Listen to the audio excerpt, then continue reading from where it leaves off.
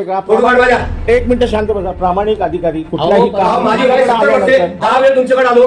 अहो ते आम्ही जर पाठवले ते यायला पाहिजे ना. कुठला दिवस जमत नाही. त्या अधिकाऱ्याला सांगा लाव फोन त्याला. कुठला आता तोंडात तर शिवील मला.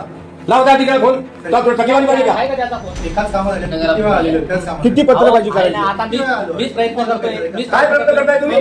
अरे शेवटी काय मी माझ्या नंतर लोकांचे काम होतात आणि माझे काम होत नाही. होईल ना, का नाही होणार? तुम्ही असं नका करू. होईल होईल. इकडून आल्यावर काय करणार तो? आपण इकडून आले काय करणार? तुम्ही काय करणार दादा? तुमचं काम झालं तुम्ही काय करणार? मला उत्तर द्या. लहान लहान तुम्ही पोरं दुसरी आहे. पार्टी यांच्या लहान काय लहान हे पोरं सरकार आहे. मी काय सरकार? मागं गटार आहे, कचरा आहे, आणि त्याच्यामध्ये इमान पडल्यावर काय करणार? तुम्ही बनवून आहेत. आणतो तुम्ही नका हे करू. आणतो मी जातो, स्वतः जातो क्लास. नाही, प्रश्न तो नाही हो. तू स्वतः जा, काही कर, त्यांच्याकडनं टीएस घेऊन ये. बघ इथं कपडे काढता येते. किती पैसे म्हणजे सांगा अधिकारीला. कारवाई करा. हे काय शेती मध्ये सगळं घे. आणि घरात घे. एमजीपीला पत्र पैसे पाहिजे तुला? कुठला अधिकारी पैसे तुला सतीश. तो कुठला अधिकारी बोलव माझ्यासमोर. तुमचा चीफ ऑफिसर बोला. जातो चीफ ऑफिसर चल मी असं जा. काय चीफ ऑफिसर केलं नाही नाही. हे लोक समजणार नाही. अहो माझा काय संबंध आहे? एमजीपीकडनं टीएस यायला पाहिजे ना. तुमच्या अधिपत्याखाली साहेब आहे ना. सतीश माझा काय संबंध बोलून तुम्ही आपली बाजू मांडू नका. तुम्ही आहे ना तुमची जबाबदारी. सांगितलं ना तुम्हाला. आम्ही एवढं मूर्ख नाहीये. तू खाताय अन्न खातोय. 3 महिन्यापासून मी तुमच्या मागे लागलोय. लोकांची कामं होत आहेत.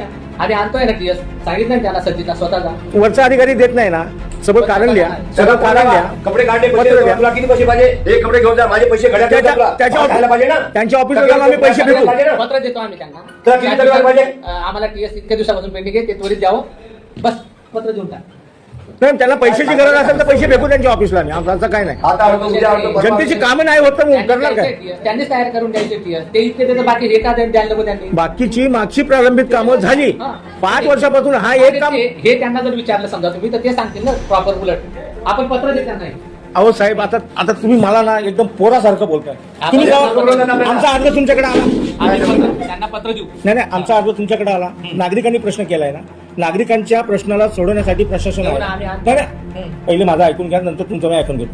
नागरिकांचे प्रश्न सोडवण्यासाठी प्रशासन आहे ना. प्रशासन करप्शन करतोय, त्याच्यासाठी तर विलंब होतोय.